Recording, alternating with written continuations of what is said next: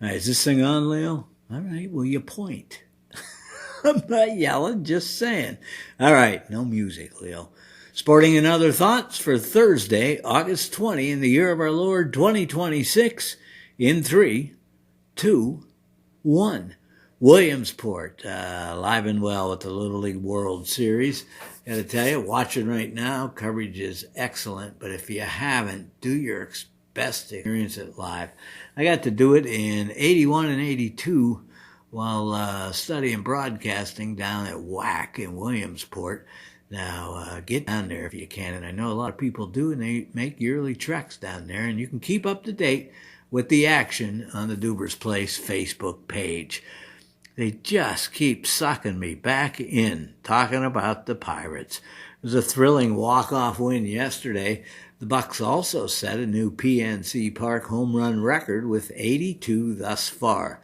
I think they're going to need some of those dingers on the road trip that starts Friday with 3 games in L.A., there's another 3 in San Diego, and the road trip ends with a 3-game series in St. Louis starting on the 28th. That's the Friday start of area high school football.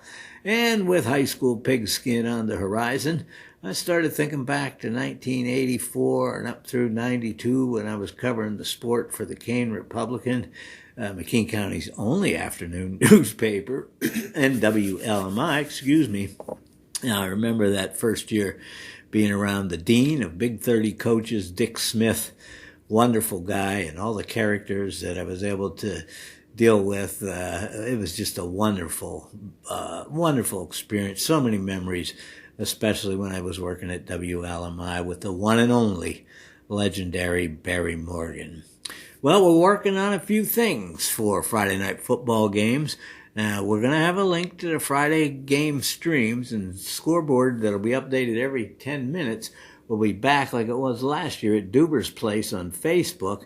And you're going to find more on the Duber's Place YouTube channel starting next week. I'm going to have an excellent partner for many episodes.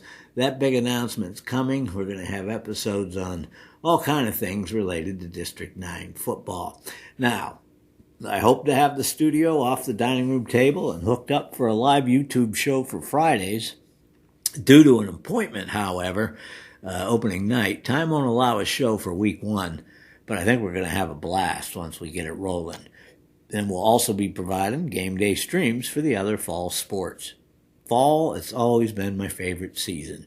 Just the crispness in the air and the changing of colors. The magnificent isn't a good enough word to describe it. You throw in sports, especially the high school variety, and it's just a wonderful, wonderful time of the year. Old man stuff. And I'm going to laugh, and don't blame me for doing so because I'm picturing myself. But it's tough to open things. The packaging is necessary, but it gets tougher as I age. Example, last week I was struggling to open something and I grabbed a knife, but the good side of the head said no. Plastic seals on jars and bottles, that can be extremely frustrating. But it also got me thinking, how many people get hurt or, God forbid, killed trying to get something open? Here's what the internet, I believe Reddit, did not go to the AI version, had to say. And again, if I laugh, I apologize because I'm picturing myself struggling and swearing. As far as injuries, tens of thousands of people are treated in emergency rooms or require medical attention annually due to cuts or puncture wounds while opening difficult packaging. And there's a name for that. It's called rap rage. All right. Again, I apologize. But deaths, official safety groups, and consumer protection agencies don't record fatalities directly caused by the act of opening consumer packages. All I can say is be careful. Let's get back to sports. Looking forward to the Steelers' home game tomorrow night against the Jets. Hope they have fun and learn at the same time. Check out the Facebook page for updates around the soccer world. The English Premier League kicks off Friday, runs through the weekend. The other European leagues are up and running. The MSL, NWSL, and the USL Champions League are continuing. The USL Champions League includes the 2025 champion Pittsburgh Riverhounds.